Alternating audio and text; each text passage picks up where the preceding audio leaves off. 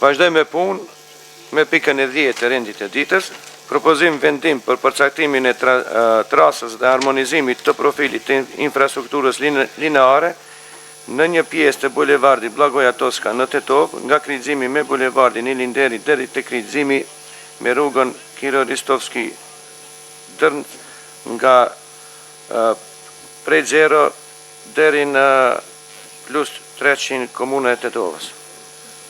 Eftoj dhecin e sektorit për urbanizëm dhe menaxhim me tokën ndërtimore, zotëri Rilin Selmani të jep sqarime. Urdhëro. Sa i përket propozim vendimit për përcaktimin e trasës dhe harmonizimit të profilit të infrastrukturës lineare në pjesë të bulevardit Blagoja Toska, ka të bëjë me atë për shkak se ne jemi në përpunime sipër për procedurën administrative për dhënien e lejes së ndërtimit të bulevardit Blagoja Toska, e cila do të fillojë nga shkolla tekstile dhe domethënë do vazhdojë deri në pjesën e udhkuriqit me bulevardin Ilinden lart, që është me një gjatësi prej 650 metrave, por përkatësisht për 300 metra domethënë duhet të bëhet harmonizim i planit detaj me planin general. Dhe për këtë na nevojitet neve në si procedurë administrative pjesë vendim i Këshillit Komunal. Faleminderit.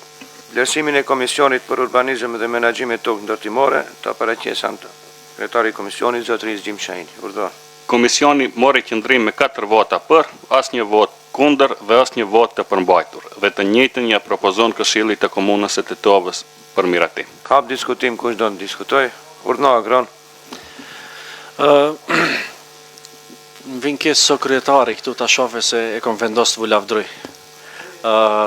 Shpresoj se sa më shpejt dhe përfundoni këtë çështjen e bulevardit, edhe deri në fund mandatit shpresoj se do bëni përpjekje maksimale që të depërtohet ajo pjesë edhe të mund qytetarët domethënë malirshëm ta kalojnë atë bulevard. Faleminderit. Urdhëro Berat. Unë veç një pyetje të shkurtë pa ata. A ka prona private këtu? A ka nevojë për eksproprim?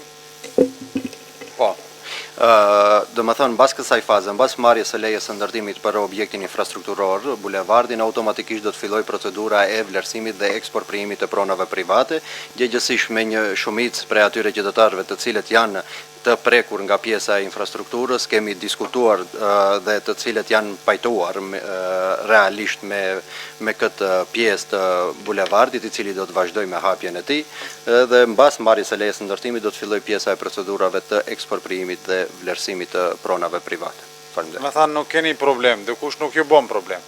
Edhe me bë problem, ajo procedurë vazhdon me proces gjyqësor, në bazë të ligjit për eksproprim, domethënë ato të cilat ankohen, vazhdon merret me procedurën gjyqësore, ku edhe për aty do të ankohet vetëm për pjesën e çmimit, ku ka të drejtë pala, domethënë në bazë të ligjit është e planifikuar që vetëm 10% të vlerësimit total të asaj mund të rritet çmimi i asaj pjese, domethënë pala nëse e shef të arsyeshëm për tu ankimuar ai vendimi i çështjeve pronësore juridike, domethënë vazhdon me procedurë gjyqësore. Faleminderit. Faleminderit.